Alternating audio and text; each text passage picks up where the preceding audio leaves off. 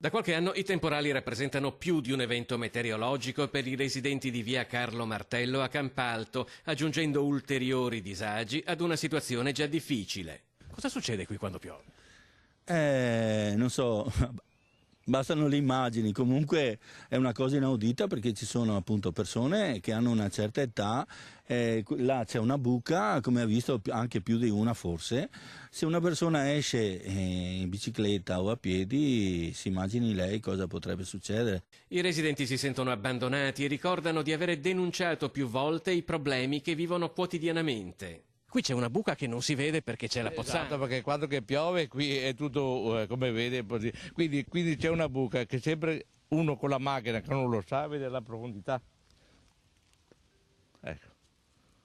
Ecco, questa è la profondità. Quanto saranno? Sono circa 20 centimetri. 20 centimetri di buca, che se uno passa tranquillamente con la macchina o bicicletta, non sapendolo, immagino lei cosa può succedere. Ecco. I residenti di via Carlo Martello si sentono abbandonati e ricordano di avere denunciato più volte i problemi che vivono quotidianamente. La strada è privata, sì, però praticamente hanno concesso ai cittadini di usare la strada incomodato d'uso perché in definitiva, essendo privata, appunto, è l'unico accesso che dà su via Orlando e sull'uscita verso il paese. Sono stati fatti atti dai nostri consiglieri a riguardo di questa situazione che è inaccettabile.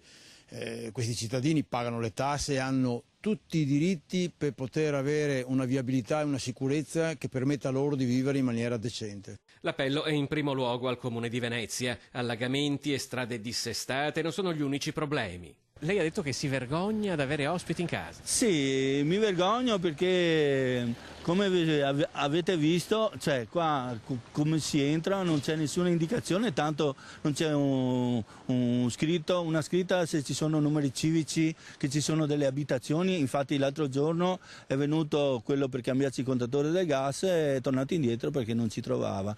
Arrivano bolletti in ritardo perché certi postini non conoscono la zona.